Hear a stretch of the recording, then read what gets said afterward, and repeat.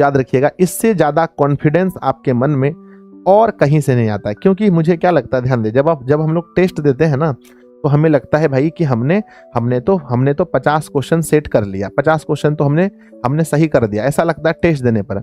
जब हम मिलाते हैं तो हमें पता चलता है भाई 50 हमें लगा था 50 में 50 सही है, पर यहाँ तो सही 42 ही हो रहा है, यहाँ तो 40 ही सही हो रहा है, यहाँ तो 35 ही सही हो रहा है।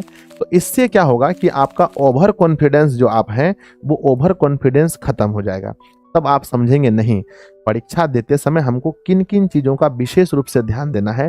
थोड़ा सा भी अपने आप को ज़्यादा हैप्पी होकर के क्वेश्चन बनाएंगे, माइनस प्लस छूट जाएगा। बहुत हैप्पी होकर बनाएंगे, लगाना है CH4 C2H4 लगा दीजिएगा, तो ये सब चीज़ आपको पता चलेगा। तो अगर मुझसे कोई पूछे एक लाइन में कि 45 दिन के अंदर परीक्षा की तैयारी करने का सबसे अच्छा तरीका क्या है, हम यही कहेंगे कि रोज एगो सेट लगाइए। बाकी इसके बाद अगर समय मिलता है तो सेल्फ स्टडी कीजिए, जो करना है कीजिए, लेकिन ईट हो चीज को जो है कि आप जरूर कीजिए बाबू लोग, है ना, जरूर कीजिएगा। हम तो हाथ जोड़ करके विनती करते हैं। मेरा बात जो बच्चा मान लीजिएगा, आज आप लिख लीजिए, जो विद्यार्थी मेरा ये बात को मान लीजिएगा कि एक ठो कोई भी विषय का रोजे परीक्षा दीजिएगा। आज इंग्लिश दिए तो कल हिंदी देंगे, और फिर दूसरा दिन फिजिक्स केमिस्ट्री मैथ देंगे। यानी एक, कम से कम एक, अगर आप चाहें तो एक दिन में 2 भी लगा सकते हैं, 3-3 6 घंटा आपका चल जाएगा उसमें। नहीं तो एक ठो तो कम से कम पूरा लगाइए बाबू, एकदम एक हो विषय, ठीक है ना। तो मेरा प्लानिंग यही है, अभी का जो मेरा प्लानिंग पूछिएगा तो मैं यही कहूँगा कि इससे अच्छा प्लानिंग कुछ भी नहीं है। चलिए ठीक है ना, तो जरूर आप लोग कीजिएगा। फिर क्या है कि एक लक्ष्य बनाइए, एक टारगेट बनाइए, है ना, एक लक्ष्य बनाइए। क्योंकि बच्चों, बिना लक्ष्य के अगर आप किसी भी कार्य को कर रहे हैं तो आप 100% नहीं दे पाइएगा। तो अपना लक्ष्य अपनी क्षमता के अनुसार, कोई विद्यार्थी जो अभी पढ़ने में बहुत कमजोर है वो 400 लेके चल रहा है, कोई ऐसा है जो सोच रहा है कि 300 प्लस भी अगर आ जाएगा तो हम फर्स्ट डिवीजन हो जाएंगे, कोई फेल होने वाला बच्चा है सोच रहा है 250 प्लस भी आएगा तो हम पास हो जाएंगे, कोई ऐसा विद्यार्थी है जो सीधा 450 सोच रहा है, कोई ऐसा भी है यहाँ दिशा में जो 470 भी सोच रहा है, कोई ऐसा भी है जो सोच रहा है कि हम शिवांकर का रिकॉर्ड ही तोड़ देंगे इस बार। तो सब कोई जो है अपना टारगेट अपने अपने क्षमता के अनुसार फिक्स करते हैं। लेकिन याद रखिएगा कि दुनिया बस इंतजार कर रही है आपके असफल होने का। दुनिया बस इंतजार कर रही है कि किस दिन आपका सपना टूटता है और वो आपके ऊपर हंसेगी। तो बच्चों याद रखिएगा, सबसे पहले जो भी लक्ष्य आप बनाते हैं वो लक्ष्य किसी को बताइएगा मत। ऑनलाइन में कमेंट बॉक्स में लिख देते हैं वो अलग बात है, पर कभी ऑफलाइन में किसी को नहीं बताइएगा कि मेरा लक्ष्य ये है, मेरा लक्ष्य ये है, मेरा लक्ष्य ये है। अगर आप ऐसा करते हैं और आप अपने लक्ष्य को नहीं प्राप्त कर पाएंगे तो वो लोग आपका मजाक उड़ाएंगे। तो पहले एक अच्छा खासा लक्ष्य बनाइए, और सिर्फ लक्ष्य नहीं बनाइए, उसके लिए मेहनत भी कीजिए। अब लोग, हम लोग को क्या लगता है कि हम 8 घंटा पढ़ लेते हैं तो हमें ये लगता है कि मेरे इतना तो कोई पढ़ ही नहीं पा रहा होगा, लेकिन आप ये शायद गलती कर रहे हैं। हम तो ऐसे ऐसे सनकी बच्चा सबको देखे हैं जो दिन में, मतलब जो 6 घंटा सोने का और 2-3 घंटा फालतू, 8-9 घंटा आप निकाल दो, 15-15 घंटा पढ़ने वाले बच्चे से भी हम मिले हैं, और मेरे समय में भी पढ़ते थे। और मैं अपनी बड़ाई मुंह से क्या करूं, मैं भी बच्चों को 12-13 घंटा तक पढ़ा हूं, है ना। चलिए अब आगे बढ़ते हैं। आप समझ गए, एक अच्छा खासा एक लक्ष्य बनाइए, तभी आप मतलब कि आप उसके लिए आप लगे रहिएगा। और नेक्स्ट क्या है कि उसको फील कीजिए। रिजल्ट क्या है, रिजल्ट क्या है, जैसा हम मेहनत करते हैं तो हमें रिजल्ट मिलता है। तो रिजल्ट एक ऐसा चीज है जिसको ना फील करने वाली चीज है। तो बहुत ही आप काल्पनिक बनिए, है ना, बहुत ही आप काल्पनिक बनिए, और आप कल्पना कीजिए कि अगर ऐसा होगा तो क्या होगा, अगर ऐसा होगा तो क्या होगा।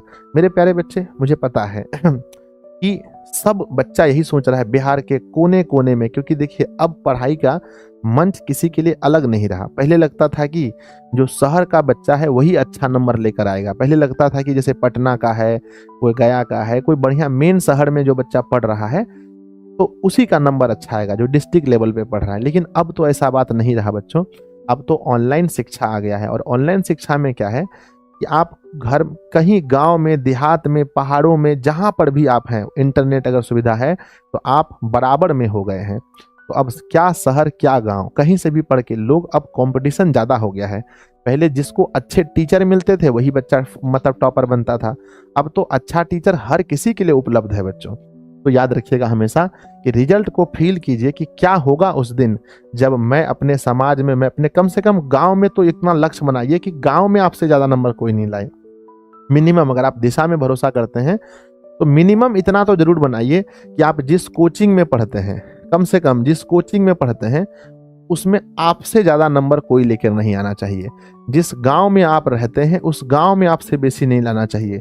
आप प्रखंड में, प्रखंड लेवल का सोचिए, आप जिला लेवल का सोचिए कि जिला में सबसे ज़्यादा नंबर लाना है।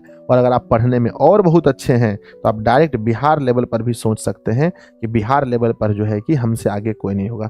नॉर्मल लोग होते हैं, ऐसा मत समझिए कि जो लोग टॉपर बिहार लेवल पर होते हैं बहुत अलग होते हैं।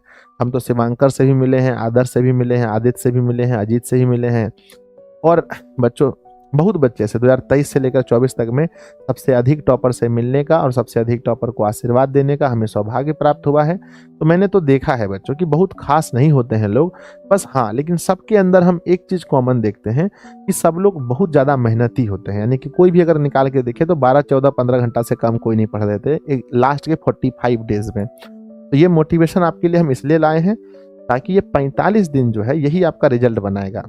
हम तो पहले भी बोलते थे कोई मायने नहीं रखता है कि किसी भी रेस में पहले आगे कौन था या बीच में आगे कौन था, मायने रखता है कि अंत में आगे कौन होता है। तो बच्चों इसके लिए आप प्लानिंग कीजिए, अभी भी कुछ नहीं बिगड़ा है, याद रखिएगा अभी भी कुछ भी नहीं बिगड़ा है। अब लास्ट में मैं अपने तरफ से आपको परीक्षा का कोई टिप्स देना चाहता हूँ, इसको आप लोग ग्रहण कीजिए। पहला क्या है, पहला टिप्स क्या है कि डेली आप मोटिवेट रहिए, है ना। डेली आप मोटिवेट रहिए, कुछ भी हो जाए किसी भी स्थिति में आपको मोटिवेट रहना है। कोई आसपास में परीक्षा के समय में कोई घर में बीमार हो गया, आप बीमार हो गए, आसपास में लड़ाई झगड़े हो रहे हैं, फिर भी अपने आप को बोलो कूल डाउन, कूल डाउन। ये 45 दिन आपके जीवन का सबसे महत्वपूर्ण दिन होने वाला है। तो इसके एक एक मिनट को, इसके एक एक सेकेंड को, इसके एक एक घंटे को बहुत अच्छे से यूटिलाइज करने के लिए आप मोटिवेट रहिए, बहुत मोटिवेट रहिए। बच्चों मोटिवेट रहने के लिए आप कुछ मोटिवेशनल सॉन्ग्स वगैरह भी सुन सकते हैं। मैं ऐसा करता हूं, मैं अभी भी सुनता हूं, है ना। आप यूट्यूब वगैरह पर सर्च मार करके कुछ मोटिवेशनल सॉन्ग्स वगैरह जो है कि आप उसमें, है ना, देख सकते हैं। जैसे एक दंगल मूवी की है तो दंगल वाला देख सकते हैं, और एक बंदिया, आपको पता है बंदिया वो बंदिया, उसको सुन सकते हैं। और बच्चों एक है ना पिघला दे, ऐसा कुछ करके ना, जंजीरे वाला है, इसको सुन सकते हैं मेरे बच्चे। उसका सुल्तान मूवी का है ना, ये सुल्तान करके आता है एक सॉन्ग, रे सुल्तान, है ना, इस टाइप का सॉन्ग आता है, ठीक है ना। और आरंभ है प्रचंड, है ना, आरंभ है प्रचंड, आरंभ है प्रचंड।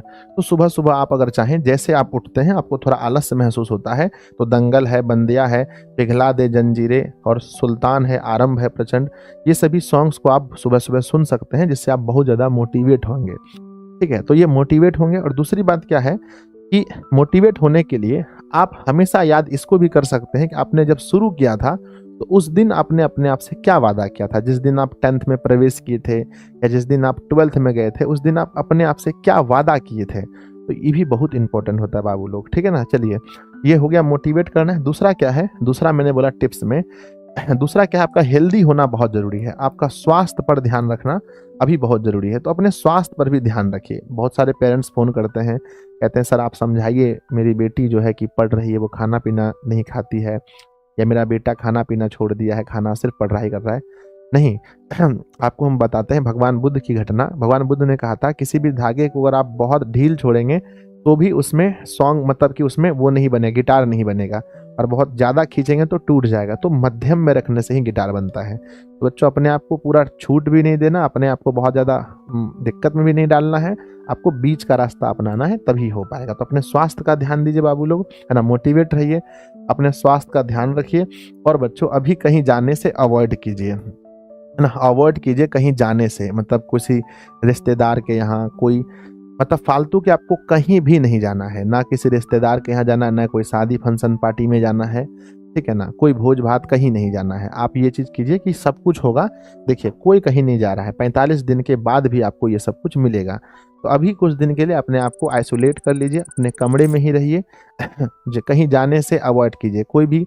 और दूसरी बात है क्या, संगति। बच्चों नेक्स्ट क्या है, नंबर चौथा हम आपको टिप्स देंगे कि आपकी संगति अच्छी होनी चाहिए। संगति, है ना, संगति मीन्स होता है आपके जो आसपास के लोग हैं, आपके दोस्त हों, चाहे आपके साथ में पढ़ने वाले हों, ठीक है, ये लोग अच्छे होने चाहिए। कई बार लोग मुझे कहते हैं कि सर मेरा 10 नंबर कम हो गया इसलिए क्योंकि मेरा दोस्त पढ़ने वाला नहीं था, वो मुझे हमेशा दिक्कत करता था, हमें प्रेशराइज्ड करता था कि घूमने चलो ये वो। तो अभी आपकी संगति होना बहुत अच्छा है ना, बहुत अच्छा संगति होना ज़रूरी है। यानी वैसे लोगों से संगति रखिए जो आपके तरह ही मोटिवेट हो, जो आपके तरह ही डेडिकेट हो, जो आपके तरह ही अपने लक्ष्य को लेकर के बहुत ज़्यादा सीरियस हो, अपनी बोर्ड परीक्षा को लेकर सीरियस हो। तो अपनी संगति पर ध्यान दीजिए बाबू, है ना, अच्छे से आप मोटिवेट रहिए, स्वास्थ्य पे ध्यान दीजिए, अवॉइड कीजिए।